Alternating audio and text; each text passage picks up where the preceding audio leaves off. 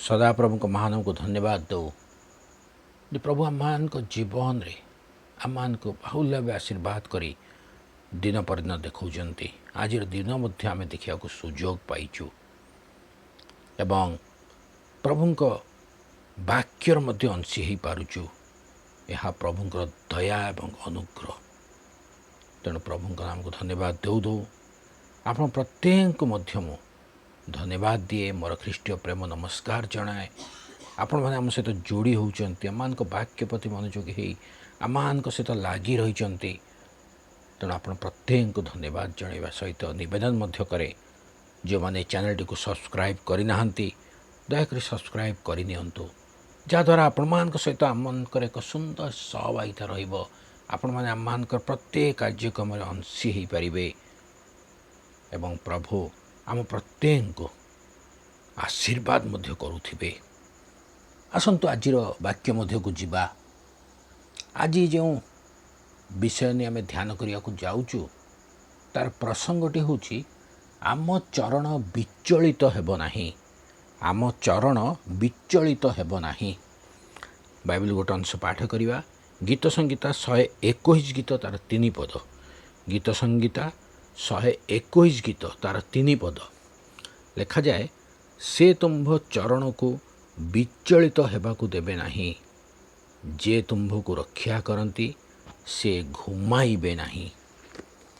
गतकाली आमाने ध्यान करुथुलु किपरि परमेश्वर आमानक रक्षक अछंती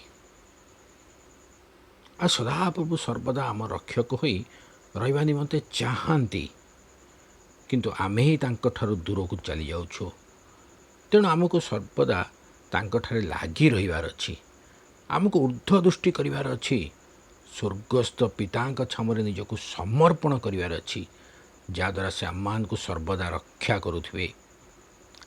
आज आमे ध्यान करिबा प्रभु कदापि आम चरण को विचलित हेबाकु देबे नाही। आज जो अंश आम पाठ कलु सेठार लेखा जाए गीत संहिता से 121 गीत तार 3 पदरे से तुम्भ चरण को विचलित हेबाकु देबे नाही जे तुम्भ को रक्षा करती से घुमाइबे नाही। पूर्व आम ध्यान करूथिलु जिहुदी लोक माने किपरि जेरूशलेम को आरोहण करने समय रे पथ मध्य गीत गाई गाई चली थांती जहाद्वारा सेमाने परस्पर को उत्साहित करने सहित पथ मध्य बलहीन होती नहीं सेमानक मध्य एक विश्वास मध्य अच्छी जे परमेश्वर तांको रक्षक अटंती पथ मध्य समस्त समस्यारु प्रभु ही तांको उद्धार करिवे। से माने पथ मध्य चाली चाली थकी पड़ती एवं सेमान को लागे से माने रास्तार पड़ी जिबे सेथिमे विश्वास सहित से माने कहउचंती आमर साहाय्य प्रभुंक ठारु आसे से आम्भर चरण को विचलित हेबाकु देबे नाही।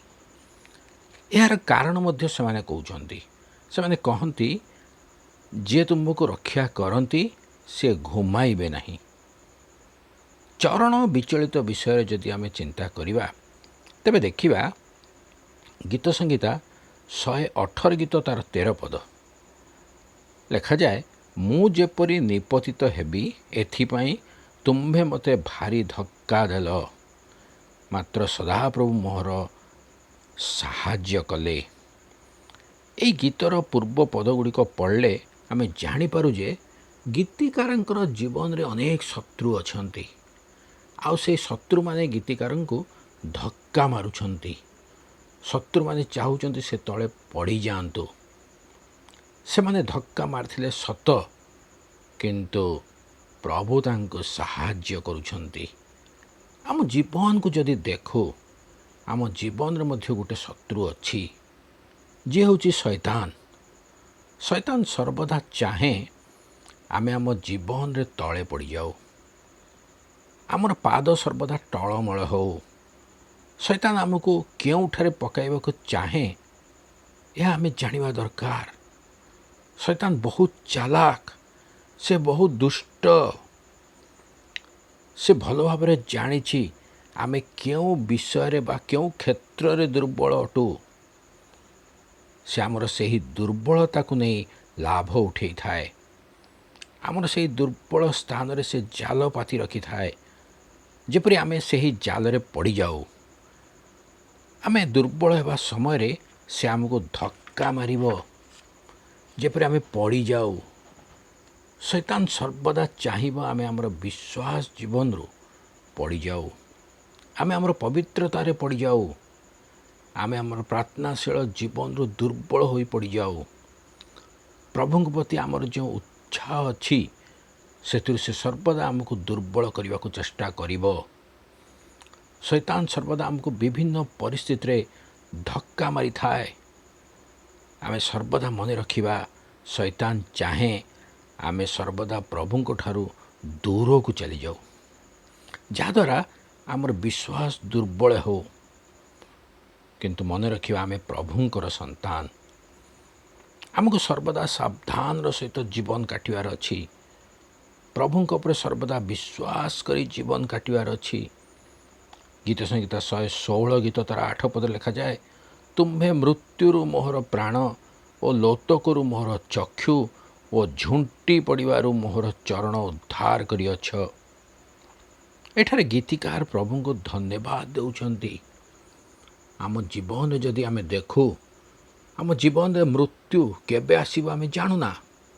ପ୍ରତିଦିନ ଆମମାନଙ୍କ ନିମନ୍ତେ ରୋଗ ବ୍ୟାଧି ଦୁର୍ଘଟଣା ଏସବୁ ରହିଅଛି। କିନ୍ତୁ ପ୍ରଭୁ ପ୍ରତିଦିନ ଆମକୁ ବାହାର ଯିବାରେ ଓ ଭିତର ଆସିବାରେ ସୁରକ୍ଷା ଦେଉଛନ୍ତି। ଆମମାନଙ୍କୁ ଦୟା କରି ଓ ପ୍ରେମ କରି ପ୍ରତିଦିନ ଆମକୁ ଦିନ ପରଦିନ ଦେଖିବାକୁ ଦେଉଛନ୍ତି। ମୃତ୍ୟୁରୁ ରକ୍ଷା କରି ଆମମାନଙ୍କୁ ଜୀବିତମାନଙ୍କୁ ମଧ୍ୟ ରଖିଛନ୍ତି। ଆମ ଜୀବନର ଦୁଃଖ ସମୟରେ ମଧ୍ୟ ସେ ଆମର ସମସ୍ତ ଦୁଃଖକୁ ଦୂର କରି ଆମର ଲୋତକ ପୋଛି ଦେଉଛନ୍ତି।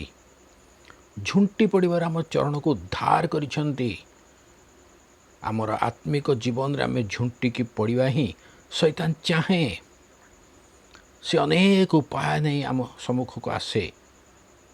କେତେବେଳେ ଆମମାନଙ୍କର ବନ୍ଧୁମାନଙ୍କ ରୂପରେ, କେତେବେଳେ ଆମମାନଙ୍କ ସମ୍ପର୍କୀୟମାନଙ୍କ ରୂପରେ ସେ ଆସେ, କେତେବେଳେ ଆମର ସହକର୍ମୀ ହେଉ, ଯେକୌଣସି ରୂପରେ ଶୈତାନ ଆସିଥାଏ। ଅନେକ ସମୟରେ ଆମେ ଆମ ପରିବାରରେ ମଧ୍ୟ ଯେକୌଣସି ସଦସ୍ୟଙ୍କ ରୂପରେ ଶୈତାନ ଆମକୁ ପରୀକ୍ଷାରେ ପକାଇଥାଏ। ଆମ ନିଜର ସନ୍ତାନମାନଙ୍କ ଦ୍ୱାରା ଶୈତାନ ଏପରି ସମସ୍ୟା ନେଇ ଆସିଥାଏ, ଯାହାଦ୍ୱାରା ଆମେ ଧୈର୍ଯ୍ୟ ହରାଇ ପୁରା ସମ୍ପୂର୍ଣ୍ଣ ଭାବରେ ଭାଙ୍ଗି ପଡ଼ିଥାଉ ଏବଂ ପ୍ରଭୁଙ୍କ ଉପରେ ଆମର ବିଶ୍ୱାସ ଦୁର୍ବଳ ହୋଇଯାଇଥାଏ। ଶୈତାନ ସର୍ବଦା ଆମର ଆତ୍ମିକ ଜୀବନକୁ ନଷ୍ଟ କରିବା ନିମନ୍ତେ ଚେଷ୍ଟା କରୁଥିବ। ଆମେ ବିଶ୍ୱାସରେ ସ୍ଥିର ରହିବା, ସର୍ବଦା ମନେ ରଖିବା, ପ୍ରଭୁ ଆମ ଚରଣକୁ ବିଚଳିତ ହେବାକୁ ଦେବେ ନାହିଁ। ଏହା ମଧ୍ୟ ମନେ ରଖିବା, ଆମର ପ୍ରଭୁ ଶୋଇପଡ଼ନ୍ତି ନାହିଁ ବା ଘୁମାନ୍ତି ନାହିଁ। ବିଶ୍ୱାସରେ ଶକ୍ତିଯୁକ୍ତ ହେବା, ଯାହାଦ୍ୱାରା ଆମର ଚରଣ ବିଚଳିତ ହେବ ନାହିଁ। ପ୍ରଭୁ ଆମ ପ୍ରତ୍ୟେକଙ୍କୁ ଆଶୀର୍ବାଦ କରନ୍ତୁ, ଅନୁଗ୍ରହ କରନ୍ତୁ, ଯେପରି ଆମେ ବୁଝିପାରିବା ଯେ ପ୍ରଭୁ ଆମମାନଙ୍କ ସହିତ ସର୍ବଦା ଲାଗି ରହିଛନ୍ତି। ଆମେ ପ୍ରଭୁଙ୍କଠାରେ ଲାଗି ରହିବା ଦ୍ୱାରା ପ୍ରଭୁ ଆମମାନଙ୍କୁ ପ୍ରତିଟି ମୁହୂର୍ତ୍ତରେ ଆମମାନଙ୍କୁ ସାହାଯ୍ୟ କରିବେ। ଆସନ୍ତୁ ପଦେ ପ୍ରାର୍ଥନା କରିବା। ଧନ୍ୟବାଦ, ସ୍ତୁତି, ପ୍ରଶଂସା ପାଇବାର ଯୋଗ୍ୟ ପିତା, ଧନ୍ୟବାଦ ଦେଉଛୁ ତୁମ ନାମକୁ। ତୁମେ ଆମମାନଙ୍କୁ ଯଥେଷ୍ଟ ଆଶୀର୍ବାଦ କରିଛ, ଅନୁଗ୍ରହ କରିଛ ପ୍ରଭୁ। ଆମମାନଙ୍କ ଜୀବନରେ ତୁମରି ଦୟା ପ୍ରଚୁର ପ୍ରଭୁ। ଆମମାନେ ଗୋଟିଏ ଦିବସ ଦେଖୁଛୁ, ଏହା ତୁମରି ଅନୁଗ୍ରହ, ତୁମରି ଆଶୀର୍ବାଦ। ହଁ ପ୍ରଭୁ, ଆମମାନଙ୍କୁ ଦୟା କର, ଅନୁଗ୍ରହ କର। ଆମେ ଯେପରି ସର୍ବଦା ସ୍ମରଣରେ ରଖିପାରିବା ଯେ ପ୍ରଭୁ ତୁମେ ଆମମାନଙ୍କୁ ଚଳଉଛ। ଆମମାନେ ନିଜର ଅହମ୍ଭାବ, ନିଜର ଶକ୍ତି ଦ୍ୱାରା ପ୍ରଭୁ ଦିନ ଦେଖୁନାହୁଁ। ଆମର କୌଣସି ଧାର୍ମିକତା ନାହିଁ, ଆମର କୌଣସି ଯୋଗ୍ୟତା ନାହିଁ ଯେ ଆମେ ଗୋଟିଏ ଦିବସ ଦେଖିବା ପାଇଁ ସୁଯୋଗ ପାଇବୁ। ଏହା କେବଳ ତୁମରି ଅନୁଗ୍ରହ, ତୁମର ଆଶୀର୍ବାଦ। ଏବଂ ପ୍ରଭୁ, ଯେଉଁ ଦିନ ଆମେ ଦେଖୁଛୁ, ସେ ଦିନ ମଧ୍ୟରେ ଶୈତାନ ଅନେକ ଥର ଆମକୁ ତଳେ ପକାଇବା ପାଇଁ ଚେଷ୍ଟା କରିଥାଏ, କିନ୍ତୁ ତୁମେ ଆମମାନଙ୍କ ଚରଣକୁ ବିଚଳିତ ହେବାକୁ ଦେଉନାହଁ। ପ୍ରଭୁ, ତୁମେ ମହାନ ପରମେଶ୍ୱର, ତୁମେ ସର୍ବଦା ଆମ ସହିତ ଲାଗି ରହିଛ। ନିବେଦନ କରୁଛି ପ୍ରଭୁ, ଆମମାନଙ୍କ ଜୀବନର ପ୍ରତିଟି ମୁହୂର୍ତ୍ତ ତମରି ଚରଣ ତଳେ ରଖୁଛୁ। ତାହା ସୁଗ୍ରାହ୍ୟ ହେଉ ଏବଂ ତୁମେ ଆଶୀର୍ବାଦ କର, ଅନୁଗ୍ରହ କର, ଯେପରି ପ୍ରଭୁ ଆମମାନେ କଦାପି କେଉଁଠାରେ ପାପରେ ଝୁଣ୍ଟି ପଡ଼ିବା ନାହିଁ, ଶୈତାନର ପ୍ରଲୋଭନରେ ପଡ଼ିଯିବା ନାହିଁ।